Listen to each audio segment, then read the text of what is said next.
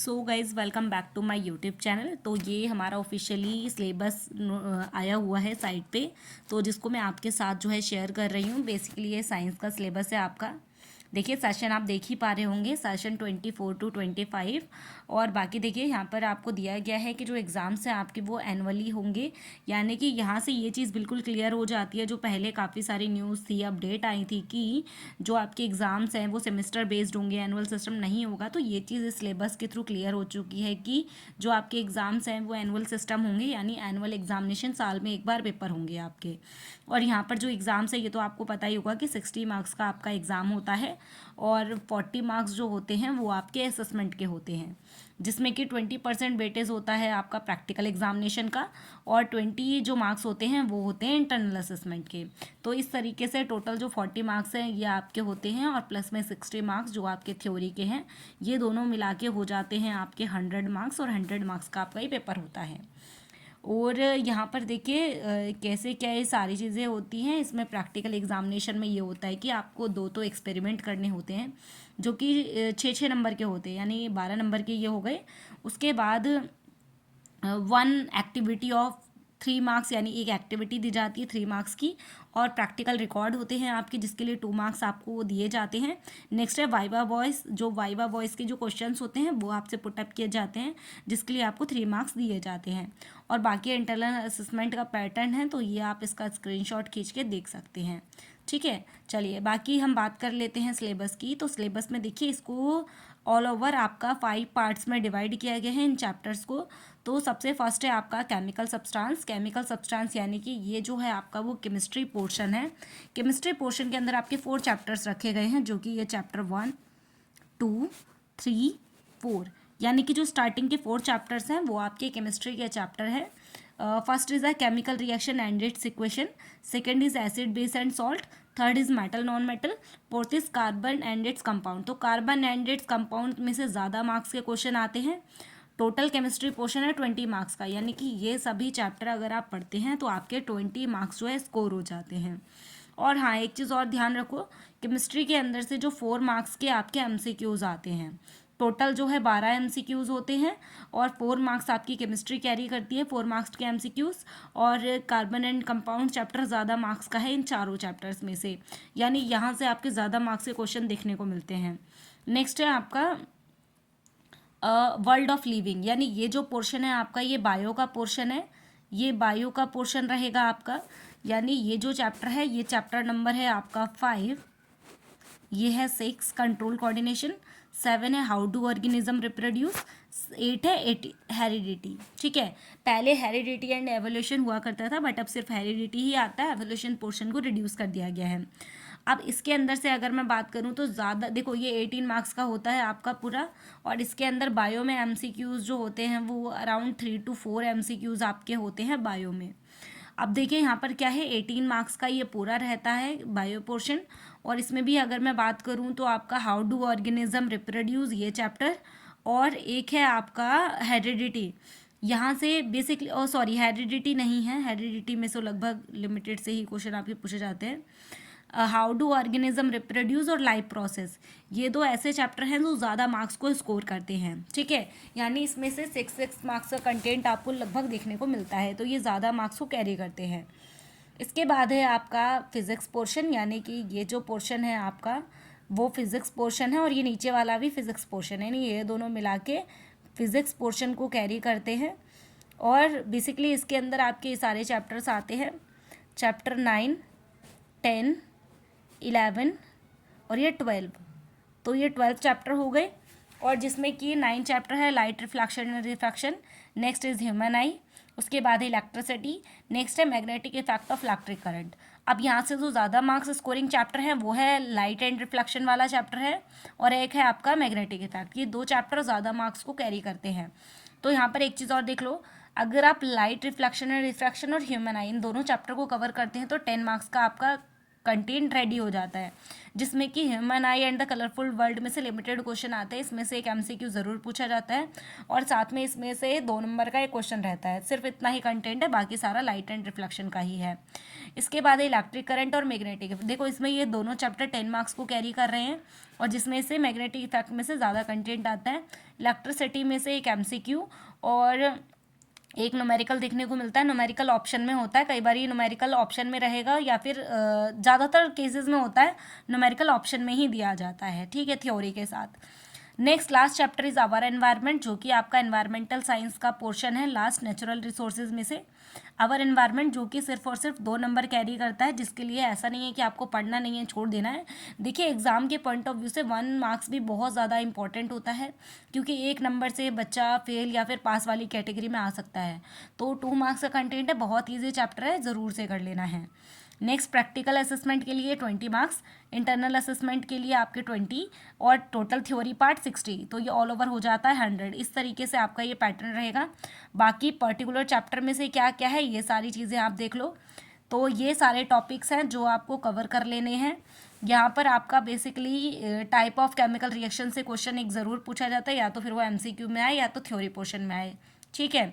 तो ये सारी चीज़ें आपको जरूर करनी है। कोरोजन चैप्टर 3 में भी रिपीटेड है और एसिडिटी ये चैप्टर भी। टाइप ऑफ केमिकल रिएक्शन के अंदर सारी रिएक्शन बहुत ज़्यादा इंपॉर्टेंट है। बैलेंसिंग इक्वेशन पहले आता था, अब इतना ज़्यादा नहीं पूछा जाता। नेक्स्ट है acid base and salt. Acid base and salt में से मार्क्स क्वेश्चन एक आपका यहाँ से ज़रूर पूछा जाता है, मैं आपको बता देती हूँ। देखिए यहाँ पर सबसे पहले तो एसिड बेस एंड के बारे में ही आपको पता रखना है कि एसिड क्या है, बेस क्या है, कैसे आप आइडेंटिफाई करोगे, है ना। और मेटल कार्बोनेट और मेटल हाइड्रोजन कार्बोनेट ये सभी के बारे में रिएक्टिविटी कैसी होती है एसिड के साथ इनकी, है ना। और कैसे how do acid and base react with each other, acid and base आपस में रिएक्ट करेंगे तो ये क्या बनाएगी, वो वाला कॉन्सेप्ट है न्यूट्रलाइजेशन रिएक्शन वाला। ये न्यूट्रलाइजेशन रिएक्शन वाला कॉन्सेप्ट है जो मिलके क्या बनाते हैं, सॉल्ट एंड वाटर बनाते हैं। नेक्स्ट मेटल ऑक्साइड आपको पढ़ना है, एम्फोटेरिक ऑक्साइड इसी के अंदर आएगा। रिएक्शन कैसी होगी नॉन मेटल के साथ या फिर ऑक्साइड विद बेस, सॉरी ये सारी चीज़ें आपको करनी है। एक सेकेंड,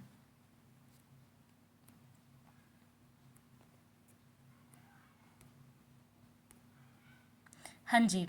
इसके बाद आपका यहाँ पर रहेगा कि किस तरीके से आपकी जो पीएच वैल्यू है वो डेली लाइफ में किस तरीके से रोल प्ले करती है। पीएच वैल्यू देखो, एक तो एनिमल्स और प्लांट का पीएच वैल्यू है ना, सॉइल का पीएच वैल्यू, और हमारे डाइजेस्टिव सिस्टम में पीएच वैल्यू किस तरीके से रोल प्ले करता है, टूथ डिके में किस तरीके से होता है। सेल्फ डिफेंस एनिमल यानी एनिमल्स और प्लांट होते हैं, उनके पास कुछ ऐसे केमिकल्स होते हैं जिनकी वजह से हमें पेन होने लग जाता है। जैसे कि आपने आंट स्टेन चींटी के डंक से देखा होगा, हमें कई बार पेन होने लग जाता है। तो वो सारे तरीके के कॉन्सेप्ट यहाँ पे पढ़ेंगे। और मोर अबाउट द सॉल्ट्स के बारे में पढ़ना है हमें, जैसे कि यहाँ पर हमें कॉमन सॉल्ट यहाँ पे दे रखे हैं। जैसे कि एक है आपका सोडियम हाइड्रोक्साइड जो कि क्या है NaOH, यहाँ पर इसको हम कहते हैं स्ट्रॉन्ग बेस, और इसका कॉमन नेम है कास्टिक सोडा, ब्लीचिंग पाउडर। इनके यहाँ से क्वेश्चन ज़रूर से ज़रूर पूछा जाता है 2 से 3 नंबर का। यूजेस क्या है, प्रिपरेशन क्या होगी, और इसके जो देखो सबसे पहले आता है इसका प्रिपरेशन क्या है, कॉमन नेम क्या है, यूजेस क्या है। तो इस तरीके से आपको, और इसका फॉर्मूला क्या है, मोस्ट इंपॉर्टेंट है। बेकिंग सोडा हो गया, वॉशिंग सोडा हो गया, और प्लास्टर ऑफ पेरिस है, जिप्सम है। ये चीज़ें आपको ज़रूर कर लेनी है। Next chapter 3 metal non metal. यहाँ से बेसिकली किस तरीके से आप चीज़ों को अलग करते हो मेटल में से, वो सारी चीज़ें पढ़नी है। अकरेंस, केमिकल प्रॉपर्टीज़ ये आप छोड़ सकते हो क्योंकि इतनी केमिकल प्रॉपर्टीज़ आती हैं कि मेटल को एयर में बर्न करना, मेटल को वाटर के साथ रिएक्ट करना, क्या प्रोड्यूस होगा, तो ये चीज़ें आपको करनी है। मेटल को एसिड के साथ रिएक्ट करोगे तो क्या बनेगा, और मेटल को किस तरीके से मेटल रिएक्ट करते हैं, solution of other metal salt के साथ किस तरीके से रिएक्ट करेंगे। Reactivity series most important question है, यहाँ से क्वेश्चन ज़रूर देखने को मिलता है। और मेटल कैसे रिएक्ट करते हैं नॉन मेटल के साथ, है ना, तो इनकी प्रॉपर्टीज़ पढ़ेंगे। आयनिक कंपाउंड वाला क्वेश्चन इंपॉर्टेंट है। अकरेंस क्या है, अकरेंस में से क्वेश्चन पूछा जाता है। मेटल कैसे अलग करोगे आप, और यहाँ पर एक्सट्रैक्टिंग मेटल लो इन रिएक्टिविटी सीरीज। तो ये सारी चीज़ें आपको यहाँ से पढ़नी है। बेसिकली कैल्सिनेशन रोस्टिंग प्रोसेस आपको पढ़ना है ना। देखो यहाँ पे रिफाइनिंग प्रोसेस दे रखे हैं, refining of metal, electrolytic refining, है ना, कोरोजन, जो कि मैंने आपको चैप्टर फर्स्ट में भी दिखाया था, तो ये चैप्टर फर्स्ट में भी रिपीटेड है। यहाँ पर चैप्टर 4 देखिए काफ़ी सारा कंटेंट है और अपने आप में काफ़ी अच्छा खासा ये चैप्टर है। इसके अंदर आपको हाइड्रोकार्बन्स के बारे में बेसिकली पढ़ना होता है। लास्ट में सोप एंड डिटर्जेंट का कॉन्सेप्ट भी आपसे पूछा जाता है। एल्केन, एल्कीन, एल्काइन का कॉन्सेप्ट इसी के अंदर देखने को मिलता है। लिविंग वर्ड के अंदर पर्टिकुलर 7-8 टॉपिक हैं आपके। अगर उन 7 से 8 टॉपिक को कर लिया ना आपने, तो इस चैप्टर से 6 के 6 नंबर पूरे पूरे स्कोर कर जाओगे, एक भी नंबर नहीं कटेगा आपका। इसके अंदर बेसिकली क्या क्या होता है, एक तो हमें न्यूट्रिशन के बारे में पढ़ना होता है, ऑटोट्रॉपिक न्यूट्रिशन, हाइड्रोट्रॉपिक, कई बार इसी में ही डिफरेंस पूछ लिया जाता है। और किस तरीके से जो ऑर्गेनिज्म है वो न्यूट्रिशन को गेन करते हैं, वो यही मेथड है। रेस्पिरेशन क्या है, रेस्पिरेशन का पूरा कॉन्सेप्ट, डाइजेस्टिव सिस्टम का प्रोसेस, और आपका सर्कुलेटरी सिस्टम हो गया जिसमें हार्ट के चीज़ें पढ़ोगे, डबल सर्कुलेशन हो गया, और यहाँ पर लैम्फ और ब्लड में डिफरेंस पूछा जाता है आपका, ये सारा पोर्शन ब्लड वाले पोर्शन में आ जाएगा। ट्रांसपोर्टेशन ऑफ प्लांट, इसके अंदर आपको ट्रांसपोर्ट ऑफ फूड, ये जाइलम और फाइलम वाला कॉन्सेप्ट आपको यहाँ पे पढ़ना रहेगा। एक्सक्रिएशन प्लांट में भी और एनिमल में भी। प्लांट में क्या है यहाँ पर, ये ट्रांसपोर्टेशन वाला प्रोसेस हो जाएगा, और ह्यूमन के अंदर आप एक्सक्रेटरी सिस्टम यानी किडनी के बारे में पढ़ोगे। तो ये सारी चीज़ें इसके अंदर रहेंगी। स्टोमेटा पोर्स है, अमीबा का कॉन्सेप्ट इसी के अंदर है। तो ये कुछ इंपॉर्टेंट टॉपिक्स हैं इस चैप्टर के जो पूरे पूरे मार्क्स आपको कैरी करवा देते हैं। इसके बाद है आपका कंट्रोल एंड कोऑर्डिनेशन। ये चैप्टर काफ़ी छोटा है। इसके अंदर बेसिकली ह्यूमन में कैसे कंट्रोल एंड कोऑर्डिनेट होता है, ह्यूमन या एनिमल्स में, और प्लांट में कैसे होता है। तो प्लांट्स में बेसिकली आपको यहाँ पे प्लांट्स के हार्मोन्स के बारे में ही पढ़ना है। हार्मोन्स प्लांट के, जहाँ से एक क्वेश्चन ज़रूर दिखता है, या तो 2 मार्क्स में दिख जाए या तो 1 मार्क्स में एमसीक्यू दिख जाता है। और यहाँ पर हाइड्रोट्रोपिज्म, जियोट्रोपिज्म, ये सारे से रिलेटेड क्वेश्चन रहते हैं। और एनिमल के अंदर आप रिफ्लेक्स एक्शन एंड वॉकिंग में डिफरेंस पढ़ते हैं, ह्यूमन ब्रेन का कॉन्सेप्ट पढ़ते हैं जहाँ से एक एमसीक्यू हर बार देखने को मिल रहा है। और टिश्यू को कैसे प्रोटेक्ट करोगे आप, नर्वस टिश्यू क्या होते हैं, कैसे वो काम करते हैं, और यहाँ पर आप कुछ ह्यूमन हार्मोन्स के बारे में भी पढ़ते हैं। हाउ डू ऑर्गेनिज्म रिप्रोड्यूस के अंदर आपको पढ़ना है टाइप ऑफ रिप्रोडक्शन क्या होता है, और कितने टाइप के मोड ऑफ रिप्रोडक्शन यहाँ पे रहेंगे, है ना, यूनिसेक्सुअल, बाईसेक्सुअल, ये सभी चीज़ें आपको यहाँ पे रहेंगी। यानी जैसे fission, fragmentation, regeneration, budding, vegetative propagation, यहाँ से क्वेश्चन देखने को मिलते हैं। स्पोर फॉर्मेशन, जो सेक्सुअल रिप्रोडक्शन है, यहाँ से भी किस तरीके से सेक्सुअल और असेक्सुअल रिप्रोडक्शन में भी डिफरेंस कई बार पूछ लिया जाता है। वैसे ये छोटी क्लासेस में आ चुका है, बट कई बार हो जाता है। सेक्सुअल रिप्रोडक्शन इन फ्लावर्स में कैसे देखने को मिलता है, फ्लावर्स के पार्ट्स पूछ लिए जाते हैं, फ्लावर का डायग्राम बताइए, मोस्ट इंपॉर्टेंट क्वेश्चन है। रिप्रोडक्शन ह्यूमन बींग में कैसे होगा, इसे यहाँ पर या तो फीमेल रिप्रोडक्टिव सिस्टम के बारे में पूछ लेंगे या फिर मेल रिप्रोडक्टिव सिस्टम के बारे में पूछ लेंगे आपसे। और यहाँ पर एग अगर फर्टिलाइज नहीं होगा तो क्या होगा, तो यहाँ पर मेंस्ट्रुएशन साइकिल आपका अगर होता है तो वो सारा कॉन्सेप्ट यहाँ पे हो जाएगा। और यहाँ पर कैसे आप यहाँ पे कॉन्ट्रासेप्टिव प्रोसेस भी आपको देखने को मिलते हैं, ठीक है। और हेरिडिटी कॉन्सेप्ट, ये भी सबसे छोटा कॉन्सेप्ट है क्योंकि इसके अंदर बेसिकली आपको मैंडल्स के बारे में पढ़ना है, और मैंडल के जो ट्रेड्स हैं, उनके जो डोमिनेंट और रिसेसिव केसेस रहेंगे उनके बारे में पढ़ना है। जैसे लिखा भी हुआ rule for inheritance of trade, जो कि मैंडल ने दिए थे, वहाँ पर उनके बारे में पढ़ोगे। और यहाँ पर किस तरीके से ट्रेड एक्सप्रेस होते हैं ह्यूमन बींग में, सेक्स डिटरमाइन के लिए किस तरीके से हम यूज़ करते हैं। तो मोस्ट इंपॉर्टेंट क्वेश्चन यहाँ पे भी इसको देखा जाता है कि किस तरीके से आप सेक्स डिटरमाइन करेंगे न्यू बॉर्न बेबी के अंदर। ये क्वेश्चन लास्ट टाइम भी रिपीट हुआ था।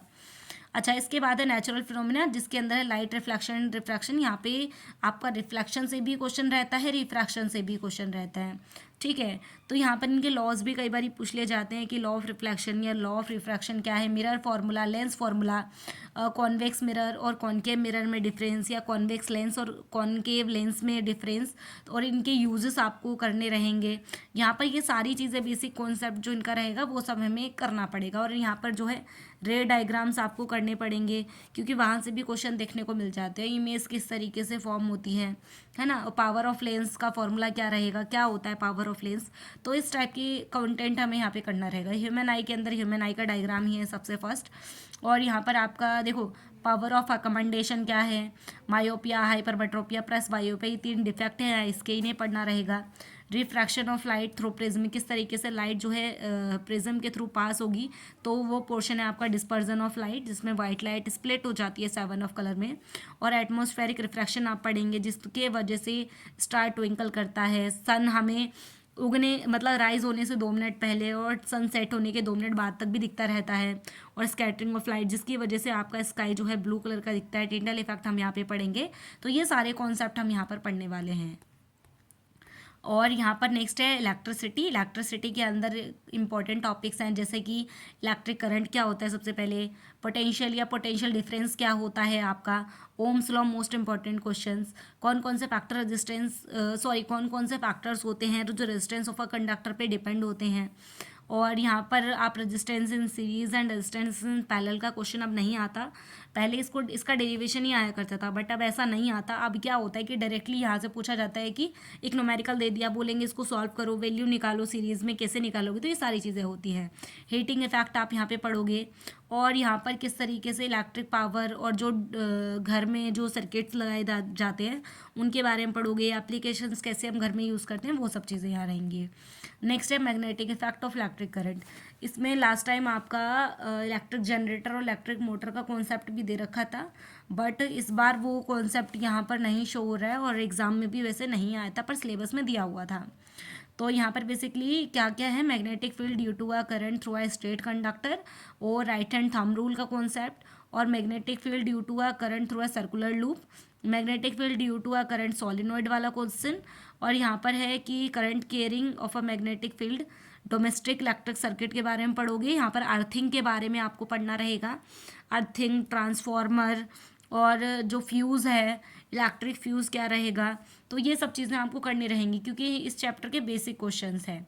और नेक्स्ट है आपका आवर एनवायरनमेंट। आवर एनवायरनमेंट के अंदर बेसिकली हमें पढ़ना है फूड चेन, फूड वेब क्या होता है, और जो एनवायरनमेंट है वो किस तरीके से ये ह्यूमन बींग्स पे अफेक्ट डालता है। जहाँ पर आप ओजोन लेयर के बारे में पढ़ोगे, ओजोन लेयर डिप्लेशन हो रहा है, मतलब ये धीरे धीरे ख़राब हो रही है लेयर, उसके बारे में पढ़ोगे, किसकी वजह से ख़राब हो रही है, उसके प्रोटेक्शन मेथड्स क्या क्या होंगे, ओजोन होते किस तरीके से, अल्ट्रावायलेट रेज क्या होती हैं, ये सब कॉन्सेप्ट पढ़ेंगे। किस तरीके से हम गार्बेज को मैनेज कर सकते हैं, जो कचरा हम प्रोड्यूस करते हैं तो उसको किस तरीके से हम मैनेज कर सकते हैं, कम कर सकते हैं। तो ये सारा पोर्शन हमें यहाँ पे पढ़ना रहेगा। और बाकी जो साइंस है, साइंस की प्लेलिस्ट जो है बनी हुई है, और कुछ चैप्टर 1 आपका कंप्लीट हो चुका है। और बेसिकली आपको ये तो पता ही होगा जो बच्चे वीडियोस देखते हैं कि मैं बेसिकली हर एक कॉन्सेप्ट को ट्रिक से रिलेट करके पढ़ाती हूँ ताकि आपको वो चीज़ें लॉन्ग टाइम तक याद रहें। और ये सारा आपका सिलेबस रहा। बाकी नेक्स्ट चैप्टर का नेक्स्ट आपका जो सिलेबस है नेक्स्ट बुक का, वो भी मैं सीरीज़ वाइज अपलोड करती रहूँगी, तो आप उसको चेक कर लीजिएगा। चैनल को सब्सक्राइब कर लो, बेल आइकन को क्लिक कर लो ताकि आने वाला जैसा ही वीडियो अपलोड हो तो आपको उसका नोटिफिकेशन मिल जाए। Thank you so much watching this video.